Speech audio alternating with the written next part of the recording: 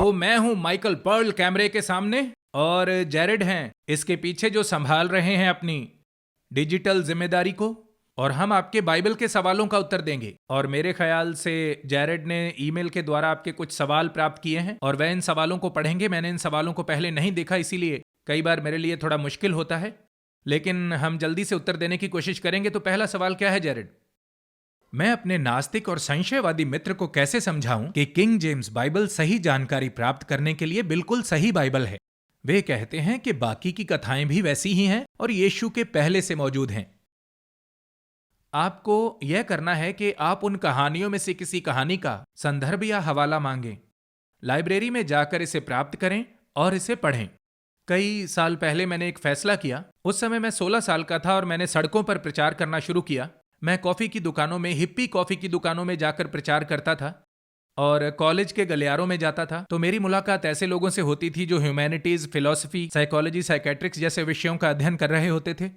और वे लोग सब प्रकार के धर्मों से आते थे, जैसे कि Jehovah's Witness, Mormons, Church of Christ, Roman Catholics और कुछ नत्सी बैप्टिस्ट, प्रेस्बिटेरियंस, बैप्टिस्ट। सब लोगों के अपने अपने विचार होते थे।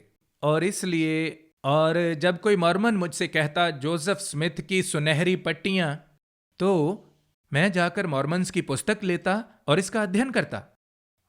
मैं गया और words of wisdom, pearls of great prize और यहोवाज वर्ल्ड न्यू ट्रांसलेशन की प्रतिलिपियां हासिल की। जब कोई किसी पुरानी पुस्तक का उल्लेख करता तो मैं लाइब्रेरी में जाता और वहां से पुस्तक लेकर उसे पढ़ता। तो मैंने अपने मन में यह बात ठान ली कि अगली बार जब कोई मुझे सवाल करेगा तो मैं मुंह खोलकर वहां खड़ा नहीं रहूंगा कि यह आदमी किसके बारे में बात कर रहा है। तो मैं बहुत रोमांचित होता हूं जब कोई भी व्यक्ति, खास करके कोई नास्तिक, यह कहता है एक और पुस्तक है जो यह बात कहती है। ठीक है, वो पुस्तक मुझे दिखाओ, मुझे दो, और मैं उसे पढ़कर आपसे बात करूंगा। और मैं जाता हूं, उस पुस्तक को लेकर पढ़ता हूं। आपको ऐसा ही करना है। ऐसे लोग वास्तव में आपको झांसा देते हैं, और जब कोई आपको झांसा दे तो आपको हैरान नहीं होना है, आपको उसके झांसे को उजागर करना है। यह उनकी असुरक्षा है जो उन्हें दूसरों को झांसा देने के लिए उकसाती है। और फिर आपको बाइबल के इतिहास की पुस्तकें पढ़ने की जरूरत है कि यह हम तक कैसे पहुंची। और इस विषय पर बहुत सी पुस्तकें हैं, लेकिन सब अच्छी नहीं हैं। एक पुस्तक जिसकी मैं सिफारिश करना चाहूंगा वो है गेल रिपलिंगर की इन ऑ ऑफ दाई वर्ड। एक और है लॉयड जोन्स की। लॉयड जोन्स की जो पुस्तक है उसका नाम है विच वर्जन इज द बाइबल, इस तरह की पुस्तक।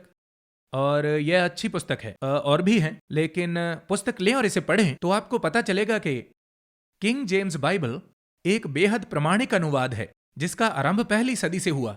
बल्कि मत्ती की पुस्तक के एक हिस्से की जो तिथि है 50वीं सदी की है, और यह समय है मसीह के जाने के बाद 20 साल से भी कम समय। और बाइबल के अन्य भाग भी अच्छी तरह से प्रमाणित हैं कि यह पहली शताब्दी में अस्तित्व में आए, और यहां तक कि इसकी प्रतिलिपियां भी उपलब्ध हैं। कुछ लेखकों ने इसके संदर्भों को उनकी रचनाओं में 25 एडी में लिखा और इनका हवाला दिया। वचन में से 30 पद उन्होंने इस्तेमाल किए बाइबल में से, और इसलिए यह अच्छी तरह से प्रमाणित है कि बाइबल उस समय अस्तित्व में थी, पहली शताब्दी में। और पहली शताब्दी में यह प्रेरितों के द्वारा लिखी गई, और यह उन बातों का सटीक विवरण है जो उन्होंने स्वयं देखा और अनुभव किया।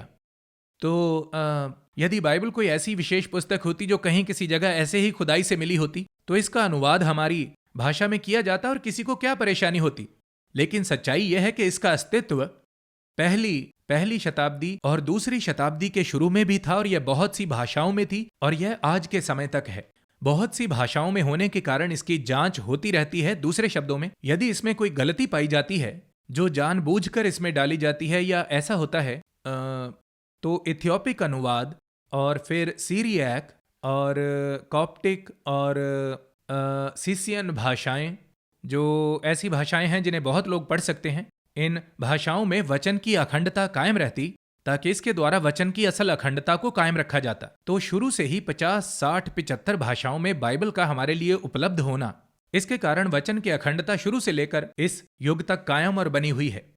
और अंग्रेजी में किंग जेम्स बाइबल ही एक अनुवाद है जो वास्तव में सटीकता से इन मातृभाषाओं का प्रतिनिधित्व करता है। पूरे यूरोप में पाई जाने वाली विभिन्न भाषाएं और मध्य पूर्व की भाषाएं जैसे अरबी, और यह वर्तमान समय तक ऐसा ही रहा है। दूसरी भाषाओं को अनुवाद नहीं कहा जा सकता, वे परमेश्वर के वचन का संरक्षण नहीं है, वे भाषांतर हैं जिनमें जो लेखक हैं उनकी अपनी कल्पनाएं भी शामिल हैं और यह सब कुछ किया जाता है कुछ बेचने के लिए। लेकिन आप किसी नास्तिक को इसके लिए क्यों बोलना चाहेंगे?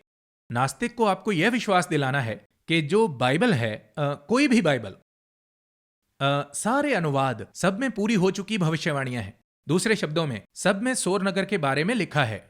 सोर के बारे में भविष्यवाणी लिखी है कि कैसे इसका विनाश होगा, कैसे इसके पत्थर पर पत्थर ना छोड़ा जाएगा, कैसे इसके पत्थरों को समुद्र में फेंका जाएगा, कैसे नगर की धूल और लकड़ी को समुद्र में फेंका जाएगा और यह नगर दोबारा कभी नहीं बसेगा। मछुआरे वहां पर अपना जाल बिछाएंगे और वहां बहते हुए जल के झरने पर वे अपने जालों को धोएंगे और साफ करेंगे। मेरा मतलब है, यह वह भविष्यवाणी है जो कोई 2800 वर्ष पहले की गई और यह आज भी पूरी हो रही है। तो एक नास्तिक को आप ऐसी पूरी हो चुकी भविष्यवाणियां बताएं। मेरा सुझाव है कि आप जॉश मैकडॉल की पुस्तक evidence that demands a verdict को पढ़ें, या मोर evidence that demands a verdict. यदि आप किसी नास्तिक के साथ तर्क करना चाहते हैं, उनकी बातों में कोई दम नहीं होता और आपके पास सारे तथ्य हैं, आप उन तथ्यों को समझें और ठोकर खाने से बचें।